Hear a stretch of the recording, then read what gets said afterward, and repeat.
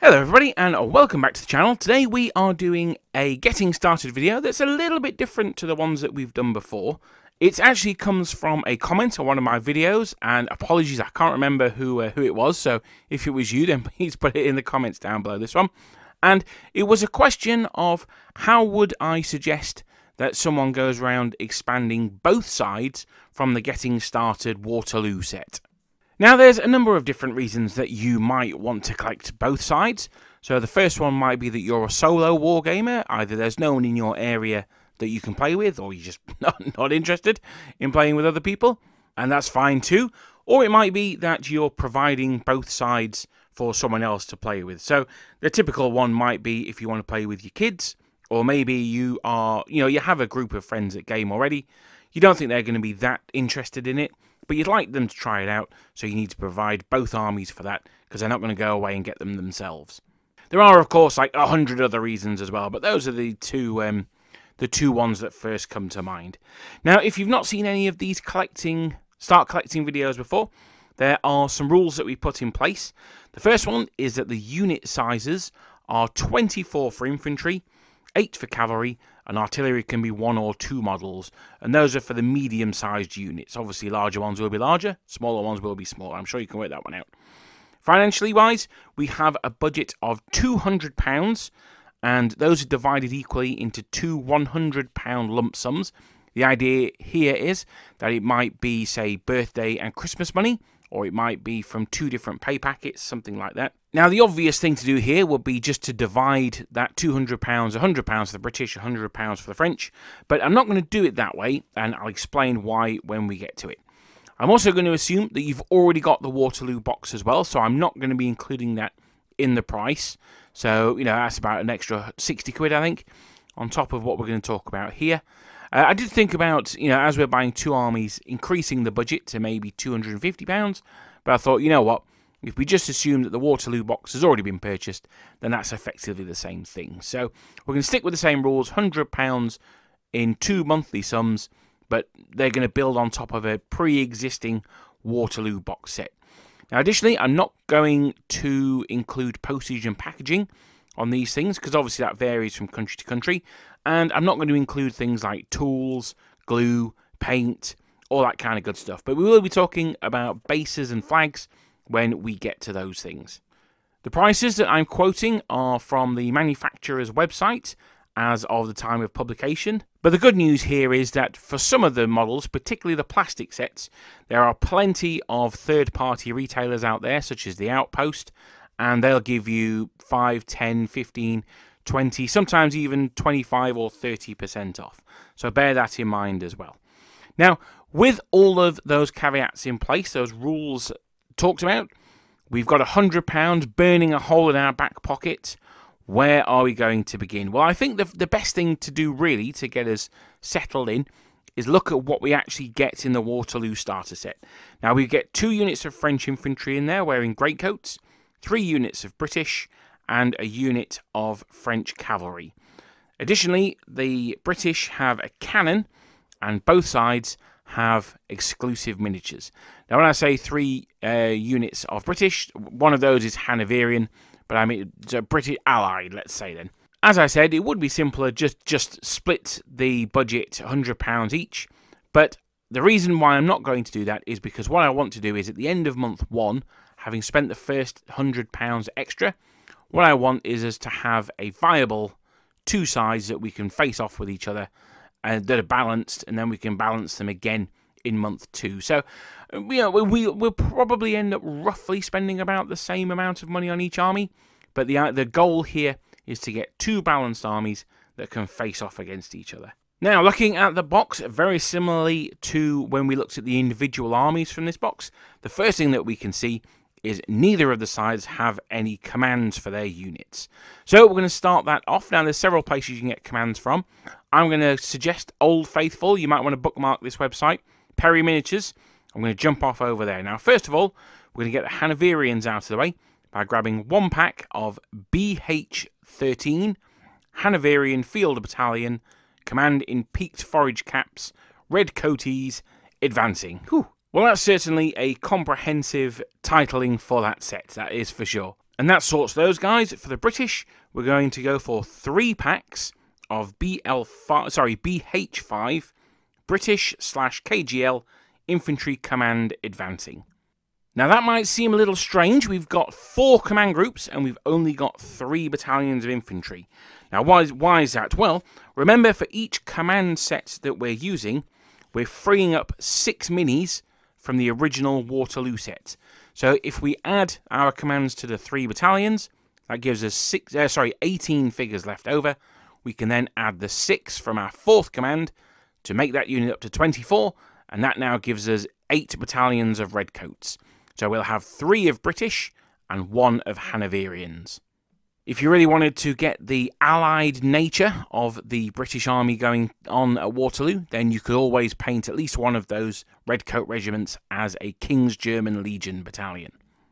Now, one thing that I should say is that 6 of these figures will be from the Hanoverian sprue, so they will have the field cap on, but we've got enough spare heads from the British boxes, from the British sprues rather, to allow us to use those heads to have no one in those caps, or we can just scatter them in and around the unit anyway, and I'm sure it'll be absolutely fine. Similarly, we are going to need command for the French, so we're going to head on to the Perrys again, and we're going to look at FN99, and that's Line Regimental Infantry Command in Greatcoats. Now, it must be said that for both of the, well, all 3 of these commands, the Hanoverians, the British, and the French, Warlord do sell these commands separately too. Personally, I just prefer the Perry ones. Although that said, the Warlord Hanoverian one, I'm actually looking at it quite right now, it's still in its blister pack, and it is actually a very nice set. Now, with the commands added to the French battalions, now we've only got 2 battalions, so we're only saving 12 men from there. By the time we add our 3rd command group, we're up to 18, so we're still 6 figures short. Now, we could go for 2 medium battalions and a small battalion, but what I'm going to recommend is that we pick up FN12, Voltigeur/Grenadier, March Attack, Greatcoats, and that's from the Perrys as well. So we've got quite a few infantry packs here. We've got 8 of them in total, and at £8 each, they come to £64 in total. So that's a fair chunk of our first month's budget has gone on just buying commands, but it has allowed us to build that extra battalion of British and an extra battalion of French as well. Now, while having these commands does make the battalions look a lot better, it makes them look like actual Napoleonic battalions and not just mobs of dudes, we are missing one crucial ingredient to the awesome sauce stew that goes into awesome sauce stew. Just the awesome sauce would have been good enough, wouldn't it? We are still missing one key ingredient to making our units look awesome, and it is the flags. Now, there's a company called GMB. They're local to me. They're a Sheffield company, and they're my usual go-to for these. However, we do need quite a lot of flags here, and they are not cheap. They're very good, but you get what you pay for. I think £3.50 per British battalion when we're on a budget is just a little bit strong. So, a fantastic budget option, and it's one that I use quite extensively, particularly for my French, is leaping over to the Victrix website and grabbing a sheet of, well, we'll do the French ones, grabbing a sheet of French 1812 issue A4 flag sheet for Line and Leger. So that's the tricolour with the gold edging on. They're the most impressive looking ones, I think. Well, I quite like the lozenge ones, but we're going for Waterloo, so we'll go for those ones. And they also pick up the British Napoleonic A4 flag sheet, brackets Waterloo 2. So that gives you, what does it give you? I think the French one, it gives you enough flags for 18 battalions and 6 regiments of British, because of course the British have 2 colours per battalion. You've got the King's colour, which is the Union Jack or the Union flag, with the number of the regiment in the centre. Then you've got the regimental colour, which will be the colour of the facings with an emblem in the centre. Now these 2 sheets run to £11 each, so that takes us to a total of £86, having spent £22, and that leaves us with £14 left over. Now for this we are going to head on over to GMB, as I discussed earlier on, and we're going to spend our £3.75 on HA10, the Hanoverian flags for, quote, yellow-faced units, which makes me chuckle. But what yellow-faced units means that their collars and cuffs are yellow, not their actual faces. Now, I really like the look of the yellow against the red, although it does make them look a little bit like traffic wardens. But no, I like the yellow against the red, but they also had regiments with blue facings, and they do flags for those. And I think possibly white facings as well. I'm absolutely no expert on the Hanoverians, but certainly the yellow ones. If you want to do yours with different coloured facings, then don't order the HA10, order HA11 or 12. Just go for the one of the colour that you want to paint the facings of your battalion. So that's all the infantry sorted. Now we're going to head over to the cavalry. Remember, the French have a regiment of chasseurs. So we are going to head back to the Perrys. I should have told you not to check out earlier on to save yourself some postage. So, sorry, past you person. Sorry, I should have told you that. My apologies. But yeah, we're going to head back over to the Perrys, and we're going to pick up 2 of their B67 French Chasseur à Cheval command sprues. Now, these are the... you get in the Perry box, you will get 3 sprues of 4 cavalrymen, 4 sprues of 3, whatever it is, and you also get a command sprue of 2 as well. So if you go to the plastics part of the website, then accessories, you can buy individual sprues. And that's what we're going to do here. Now, there are 2 minis on each sprue, a colonel and a trumpeter. So that takes us to 16 chasseurs. You get 12 warlord ones in the box. We've got 4 more from buying these 2 sprues. And that's absolutely perfect, because that allows us to have 2 units of 8. And yeah, there we are, job done. Now, these sprues are $4.50 each, so cheaper than buying the metal ones. Not massively, but we only need 2 models per battalion here. Per regiment here. And at $4.50 each, that's an additional £9. So we are on $98.75 altogether. Now, we don't need to worry about flags for the chasseurs, because we don't actually have any standard bearers for them, which is a shame. I do really like the look of flags on units, but there's always been some discussion about whether cavalry, particularly light cavalry regiments, actually carried their eagles into the field. So we're going to say no, but if you are super desperate for some, then you can spend some extra and get metal chasseur commands. But I'm going to recommend we just go for the plastic ones. We get the officer, we get the musician, we got ourselves 2 regiments for only £9. That's the set. That's the price of 1 blister pack of metals. So, you know, you pay your money, you take your choice on that one. Now, you may have noticed that I've not mentioned any bases, and you do get bases in the Waterloo set, including some spares, but probably not enough for what we're planning on getting. Now, you can go one of 3 ways here. You can either go over the £100 budget and get them in this first month. You can temporarily base them, so glue them to a beer mat or something like that. I've seen that done. Or thirdly, you could drop the sheet of French flags from this month and use the money saved there, the £11, to get the bases. Now, I recommended that you're getting both sheets together just to save on the postage, really. But given that it was the eagle that was the most important part for the French, the drapeau, the flag, was less so. Now, for the sake of this video, I'm going to recommend that we get the flags, but it's entirely up to you. We can always use bits of cardboard or something like that, or just the spare bases that we get in the Waterloo set. We can use those to base the rest of our guys. But that said, in month 2, we are definitely going to be looking at picking up some bases there. So that's the end of our first £100. Well, we've got £1 odd left over, but I don't know, buy a Freddo. But so what have we got for our £100 so far? For those of you who don't live in the UK, a Freddo is a small milk chocolate bar that's in the shape of a frog. Now, they used to be 10p. They were famously 10p. I think they used to be 5p, actually. And that's how I calculate inflation, is how much is a Freddo. I think they're up to like 30 pence now. It's absolutely ridiculous. Anyway, that's a massive tangent. But yeah, Freddos are great. If you're ever in the UK, treat yourself, buy yourself a Freddo. Anyway, so what do we have for our first £100? Now, for the British, we have 3 battalions of infantry, British infantry, a battalion of Hanoverian infantry, all with their commands and flags flying high, fluttering in that Belgian summer breeze. We also have a cannon, and we've got the brigade commander. Now, he's not particularly my favourite brigade commander, I have to say, but yeah, we've got one. That's the important thing. For the French, we have 3 battalions of infantry, also with their flags, 2 units of cavalry, and an infantry brigade commander. Now, unlike the British one, I really like the brigade commander that you get from this set. I think so far these are somewhat balanced armies. I think actually the French are going to struggle a little bit, particularly if you use the national special rules. But, yeah, it depends on how lucky the cannon gets, I suppose, and if the French can force those British into square. But, yeah, we might see in the second month a little bit more of a leaning towards the French, and that's not because they're my favourite army, although it may be.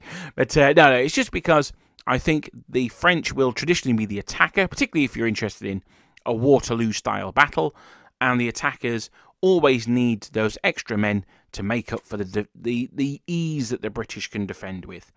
So, on to month 2. Now, first things first, let's get some bases. Now, I said that you might have swapped the flag for the bases, or you might have gone with them. For this, we're going to say that we kept the flags, but we didn't get the bases. And we're going to head over to war bases now to pick up what we're going to need. Now, they do 2 thicknesses of MDF. They do 2mm and 3mm. 3mm is a bit sturdier, and it's obviously more expensive. I don't think you need it. I think 2mm is more than enough, particularly with plastic models, and that's the one I'm going to recommend because it also matches the thickness of the plastic bases.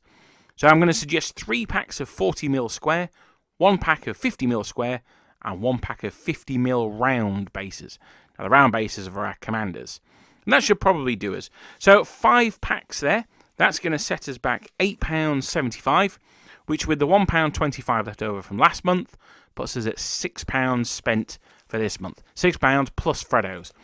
Now, as mentioned, we got the round bases for the command elements, so I think it's about time we got some commanders to go on them. So we're going to head back to the Perrys. Told you that you needed to bookmark that page, and we're going to go for FN15. So that's FN Foxtrot November 15.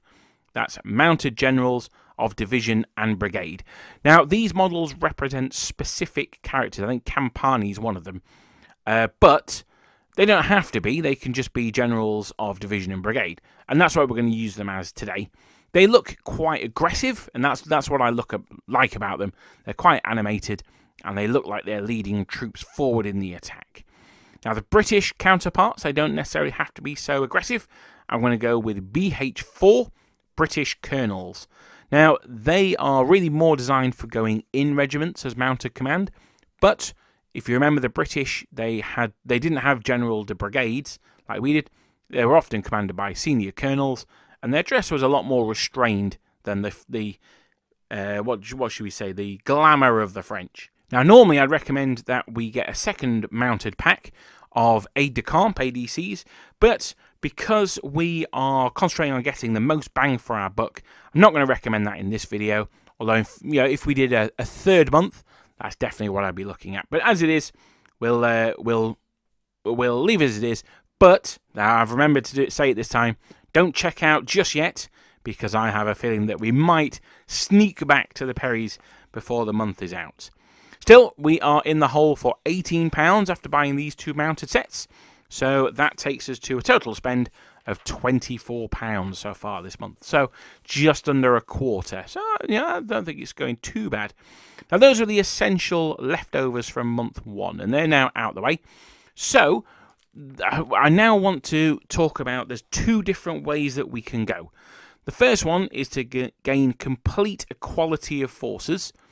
The second one, and I think the more interesting one, is that we lean into the forces we've got already, and instead of trying to make them as similar as we can to each other, actually making them as diverse from each other as possible.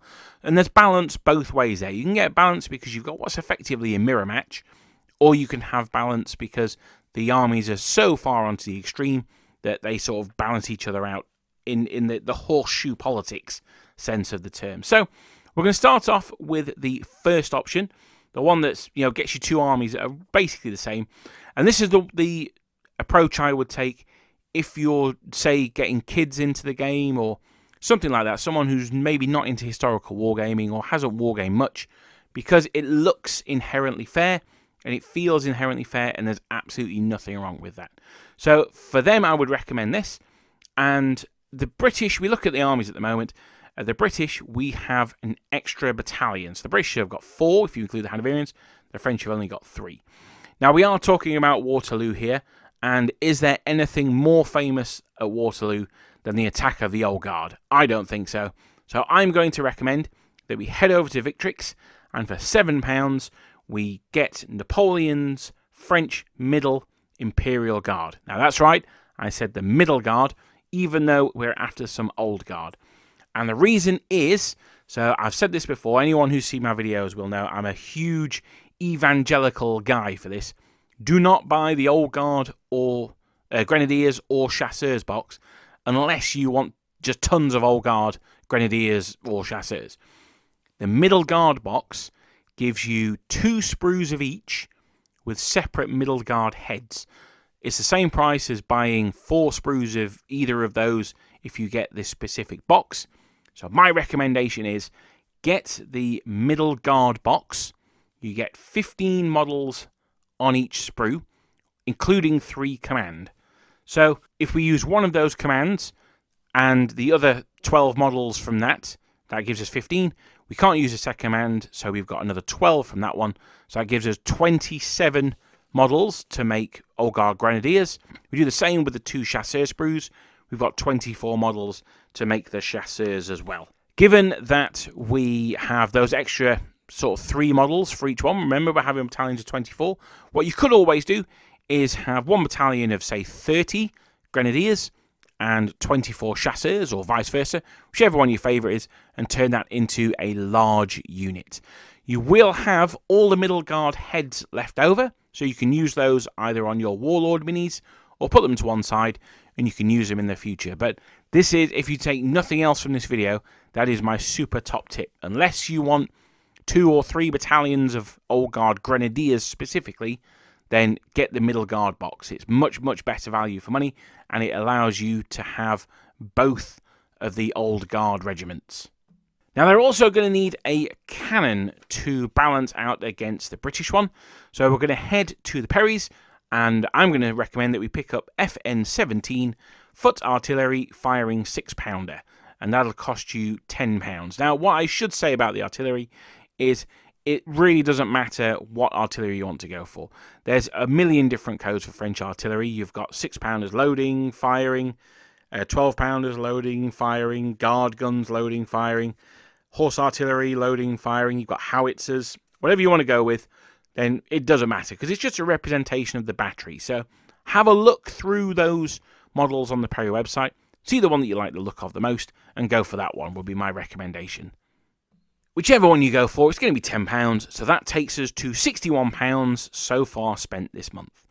Now the French are looking a little overpowered. We've gone from them needing a boost to them now being dominant. So we need to swing the pendulum back a little bit more to the British, and we're going to look at British cavalry. Now British cavalry is amongst, if not the best cavalry in the game, and we're going to go for a box. They're Hussars, the BH-80. British Hussars. You could also go Light Dragoons as well. Light Dragoons are a more direct opposite to Chasseurs, but I mean Hussars are just as good. They use the exact same rules in Black Powder, so that's fine. But we're also going to go for a British battalion as well, just to even them out. So we're going to recommend, or I'm going to recommend BH-1. That's a box of their British plastic infantry. Now I've been a little bit naughty here because that's going to come to £44 for both of those boxes, but you can easily get that £5 back by buying them from a third-party retailer such as The Outpost, which has an affiliate link below. There you go, that was a nice seamless plug there, absolutely. Now looking at the Hussars, you get 14 models in there. Now that's enough for a regular unit of 8 and a small unit of 4, or maybe even a tiny unit. Now that's not necessarily the end of the world, as British light cavalry is more than a match for their French counterparts. And with some creative basing, shall we say, you can probably get 7 minis to occupy the space of 8. So you can probably just about get away with having those units that look a little bit underpowered. Maybe you could have like a tree or a wall or something. I don't know. I'm sure you guys can think of something creative in order to fill out that one-man base into a 2-man base and get those units of 8 Hussars going on. Now, the infantry, the great thing about the Perry box set for the infantry, not only do you get a lot of men in there, you get 36-man battalion in there, which is more than enough to qualify as a large battalion. You also get a sheet of flags, which is brilliant. It gives us more variation if we go forward. And you also get 4 riflemen as well. Now this allows us to create a tiny unit of those bad boys, just 4 models. But if a rifle green is your thing, if you're like, oh yeah, I like the idea of riflemen, they're quite iconic of Waterloo, then what you can always do is not go for that battalion of British infantry box, and you can hop over to Wargames Atlantic and buy a box for £22.50 of their British riflemen. Now there's 32 riflemen in that one, which is enough for a medium and a small unit, or even possibly 3 small units. Now, it's not as overpowered as it's going to sound, because if you remember at Waterloo, the rifle brigade actually fought in line. They fought as just normal infantrymen, except for the few skirmishers who are in and around the sandpit. So that's where you can get your 2 medium units and a small unit. The small unit can be in skirmish order. The 2 medium units can be in just normal line. But as it stands, I'm going to recommend that we just go with the Perry's BH1 and we have that plastic British infantry battalion. Because it's large, I would be tempted to paint it as Guard, particularly if you've got the Guard units for the French. But, you know, I'll leave that one entirely up to you. Now, we've been naughty and we've gone over our limit, but our unit for unit balance project sees us with, and this is a big breath, 4 medium battalions of line, and either a large line or 2 medium and small rifles. It gives us a medium and a small unit of hussars and a cannon. Additionally, we've got 3 command stands, so we can divide those up quite nicely into either 2 brigades and a divisional commander, or just 3 brigades. Now, the French also have their 3 command stands as well. Again, we can have 1 general de division, 2 general de brigade, or we can just have 3 general de brigade and say the divisional commander's off table. They've also got 3 medium line infantry battalions, 2 old guard battalions, 1 grenadiers, 1 chasseur, 2 medium mounted chasseur units, and a cannon as well. Now, I think this is quite a flavourful pair of armies. You've got the Guard that can face off against each other, the Foot Guard against the Imperial Guard. You've got plenty of battalions of infantry, and you've got some light cavalry in there. You've got some potential for variation, particularly for the British, because you've got the Hanoverians. You can also have the KGL. One of the things I should have said about the British Hussars is that you can make those as the KGL as well, often considered to be elite British cavalry. So yeah, there's tons of options in there, and I think that gives you a good army, 2 balanced armies there that can face off against each other quite nicely. I think that'll give you a good afternoon game. Now, I mentioned that there was a potential second approach as well. This is the one that appeals to me more, and I think if you're a historical wargamer or you've got quite a lot of experience wargaming already, this one might appeal as well, because it doubles down on the direction that the Waterloo starter box sets you off in. So the British, they start off with more infantry, so we'll get more infantry for the British. The French start off with more cavalry, with some infantry support, so we'll lean into that with those as well. Now, this is going to perhaps be a little more limiting in the type of games that you can play, or maybe even limit to a certain sub-action in the Battle of Waterloo. We'll get onto that secondly. But as I said before, I think the French are currently the underdog, so I'm going to suggest 2 boxes of FN 120 plastic French Napoleonic heavy cavalry. Now, this is going to give us 28 horsey boys, and that lets us make 2 units of 8 with 2 lots of command.